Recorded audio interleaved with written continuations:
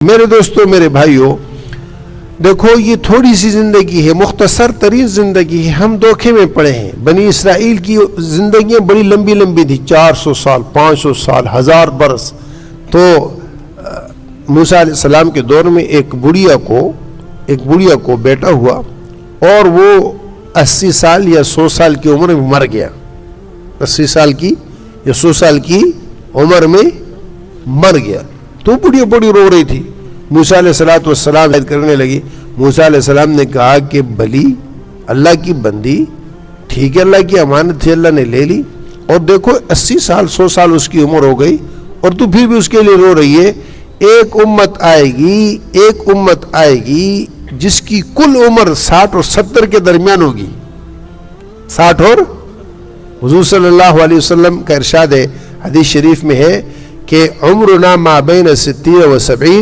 میری امت کی عمر، یعنی عمومی طور پر، عام کسی کی 100 بھی ہو سکتی ہے، زیادہ بھی ہو سکتی ہے، عمومی طور پر اس امت کی اوسط عمر 60 اور 70 کے درمیان ہے. اس لیے کہ حضور صلی اللہ علیہ وسلم کا ارشاد ہے عمرنا ما بین 60 و 70. میری امت کی عمر وہ 60 اور 70 کے درمیان ہے. تو موسیٰ علیہ السلام اس بڑھیا سے کہنے لگے کہ اللہ کی بندی، ایک امت آئے گی کہ اس کی کل عمر 60 اور 70 کے درمیان ہو. وہ کہنے لگی کہ اے موسیٰ، کیا ایسی امت بھی آئے گی؟ کہ ہاں. کہا کہ کیا وہ دنیا میں لگے گی، یعنی وہ دنیا کا کام بھی کرے گی؟ موسیٰ علیہ السلام نے کہا کہ وہ ہم سے زیادہ دنیا کے پیچھے بھاگے گی. اس بڑھیا نے عجیب بات کی، اس نے کہا اے کاش میں اس امت میں پیدا ہوتی، اللہ کی قسم میں ساری زندگی ایک سجدے میں گزار دیتی. ساری زندگی ایک سجدے میں گزار دیتی.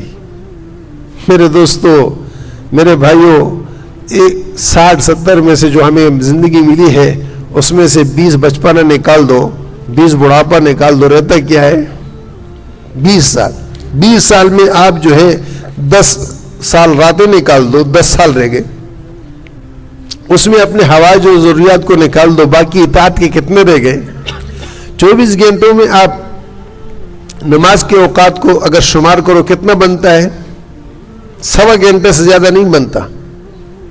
جو بہت زور لگا دو، 1.5-2 گھنٹے لگا دو، بہت خشوع سے اور نفلیں وغیرہ کا اہتمام کرنے والا ہو تو کل وقت کتنا بنے گا؟ 2 گھنٹے بنیں گے. 24 گھنٹوں میں 2 گھنٹے اللہ کی عبادت، جس پر وعدے ہیں، جس پر اللہ کی طرف سے وعدے ہیں، صبح کا وعدہ، ظہر کا وعدہ، عصر کا وعدہ، مغرب کا وعدہ، عشاء کا وعدہ، تہجد پڑھے اس کے الگ وعدے ہیں. ایسے اور بہت ساری چیزیں ہیں. لیکن میں آپ سے عرض کر رہا ہوں کہ یعنی اس مختصر ترین وقت کو بھی اگر ہم اپنی چاہت پر اپنے اللہ کو ناراض کر کے گزار دیں تو اس سے بڑا خسارہ ہے، نقصان ہے.